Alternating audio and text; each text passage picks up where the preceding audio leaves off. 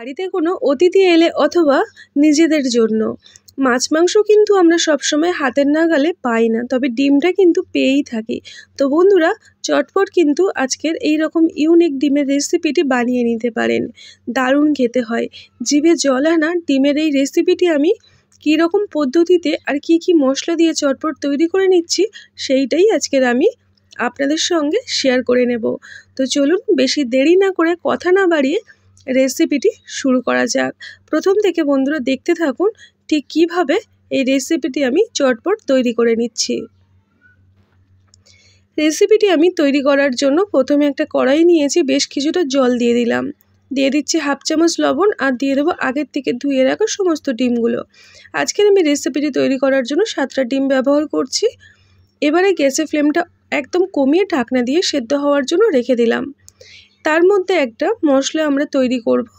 এখানে বন্ধুরা আমি মশলা তৈরি করার জন্য নিয়েছি একটা বড় সাইজের পেঁয়াজ, যেটা এরকম বড় বড় ছোট ছোট করে কেটে নিয়েছি, আর নিয়েছি একটা মিডিয়াম সাইজের টমেটো।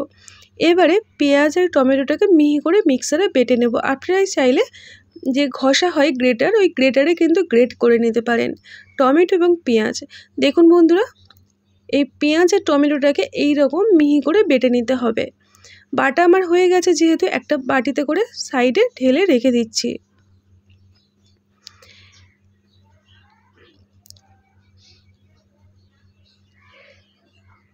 পেঁয়াজ আর টমেটো বাটা হয়ে গেছে, দেখুন এইটাকে আমি সাইডে রেখে দিলাম। এবারে ওই মিক্সিং জারটা নিয়েছি, তার মধ্যে দিয়ে দেব বেশ কিছুটা পরিমাণে ভাঙা গোটা কাজু বাদাম, আর দিয়ে দেব এখানে 1 চামচ পরিমাণে টক দই। এটা চামচ ঠিক নয়, ছোট্ট হাতা, ওই হাতা পরিমাণে 1 হাতা দিয়ে দিলাম, আর দিয়ে দিচ্ছি হাফ হাতা, মানে মোটামুটি 1.5 হাতা পরিমাণে টক দই দিয়ে দিলাম।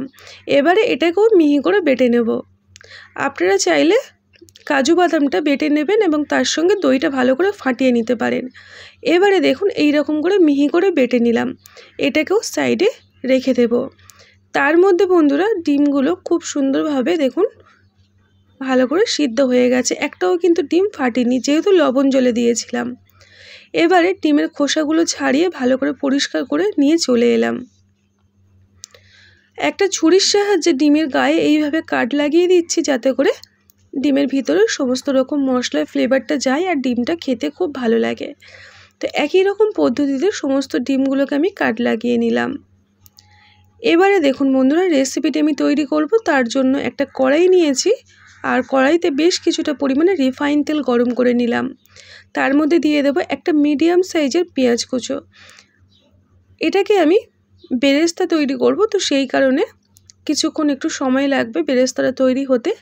আর একটা কথা বন্ধুরা, এই রেসিপিটি যখন তৈরি করবেন চেষ্টা করবেন প্রথমে বেরেস্তাটা ভেজে নিতে, আর ওই বেরেস্তা ভাজার তেলে কিন্তু রান্নাটা করবেন, তাহলে খুব সুন্দর টেস্ট আসে। এবারে বেরেস্তা যেহেতু আমার হয়ে গেছে, এই রকম হালকা কিন্তু ভাজা অবস্থায় আমি তুলে নিচ্ছি। এটা রেখে দিলে পুরো ডিপ কালার চলে আসবে, তো একদম পুরো কালো করে ভাজতে যাবেন না, তাহলে কিন্তু অনেকটা কালো হয়ে যায়। ওই তেলের মধ্যে দিয়ে দিলাম হাফ চামচ পরিমাণে লবণ, আর আগের থেকে যে ডিমগুলোকে রেডি করে রেখেছিলাম ডিমগুলোকে জাস্ট একটু উল্টে পাল্টে ভেজে নেব।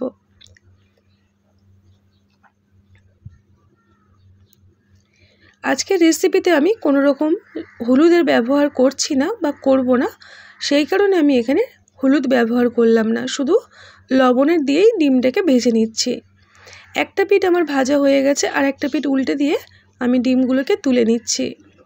খুব বেশি কড়া করে একদম ভাজছি না, যেরকম মানে আমরা কড়া করে ভাজি রান্না করতে গেলে অতটাও কড়া করে ভাজবো না, একটু হালকা করে ভেজে আমি সমস্ত ডিমগুলোকে দেখুন তুলে নিচ্ছি। যেহেতু কড়াটা অনেকটাই গরম হয়ে গেছিলো, তাই ডিমগুলো একটু হলেও কড়ার সাথে কিন্তু আটকে যাচ্ছে, তো সেটাকে আমি সাবধানের সাথে তুলে নিচ্ছি।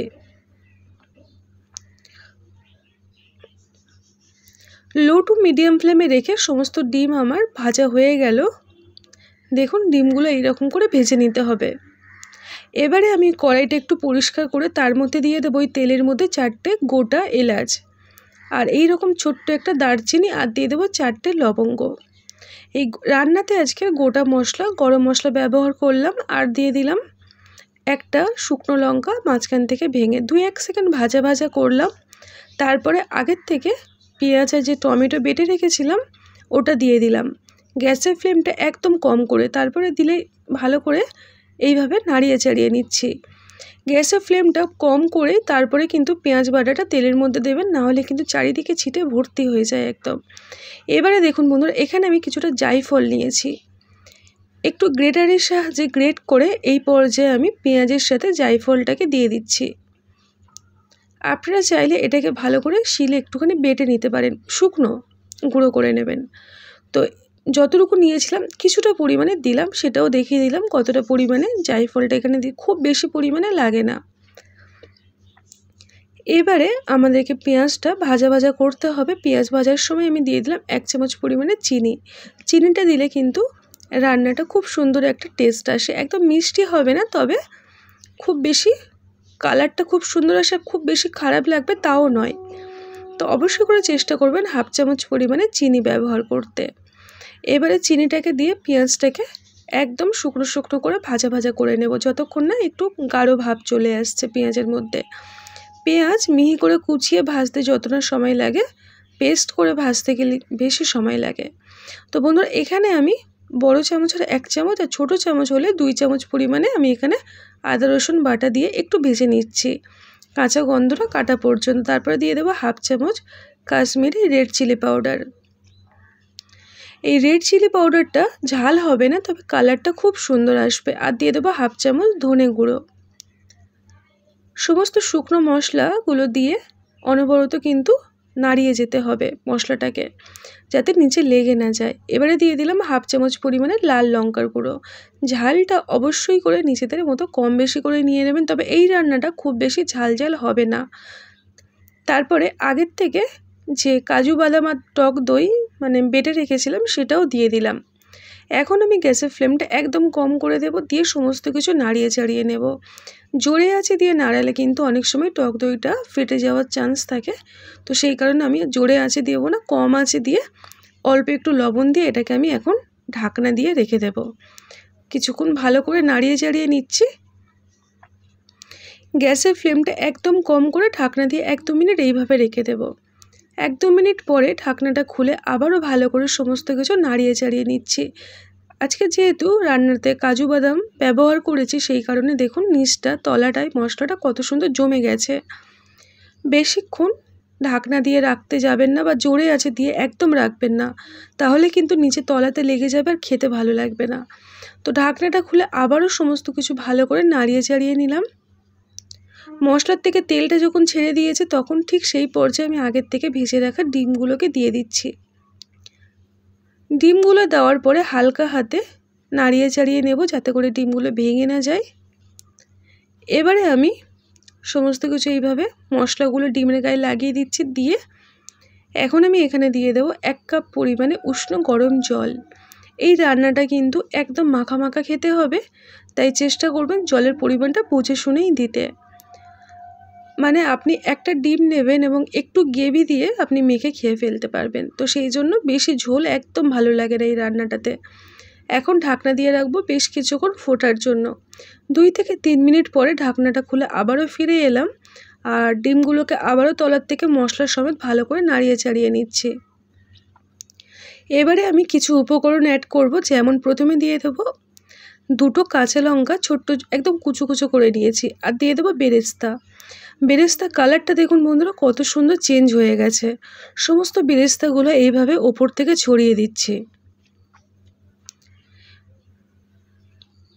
আর দিয়ে দেবো এখানে 1 চামচ পরিমাণে ঘি, আর দিয়ে দেবো 1/2 চামচ পরিমাণে গুঁড়ো গরম মশলা। এখানে বন্ধুরা গরম মশলা গোটা এবং গুঁড়ো দুটোই ব্যবহার করলাম। আর পেঁয়াজ এখানে 2 রকমভাবে ব্যবহার হলো, একটা হলো বেটে আর একটা হলো এরকম বেরেস্তা করে। তো বন্ধুরা, সব রকম উপকরণ দিয়ে ভালো করে সমস্তটা মিক্সড করে নিচ্ছি। নিয়ে গ্যাসের ফ্লেমটা অফ করে ঢাকনা দিয়ে রাখবো। এইভাবে ঢাকনা দিয়ে রাখলে সমস্ত কিছু ফ্লেভারটা খুব সুন্দরভাবে আসে আর খেতে খুব ভালো লাগে। ঢাকনাটা খুলে বন্ধুরা আমি আপনাদেরকে কাছ থেকে দেখিয়ে দিচ্ছি কতটা লোভনীয় হয়েছে। আর দেখতে যতটা লোভনীয় হয়েছে, খেতে কিন্তু সত্যি কথা বলতে খুব সুন্দর হয়। বাড়িতে তৈরি করেছিলাম, সবাই খেয়ে খুবই প্রশংসা করেছে।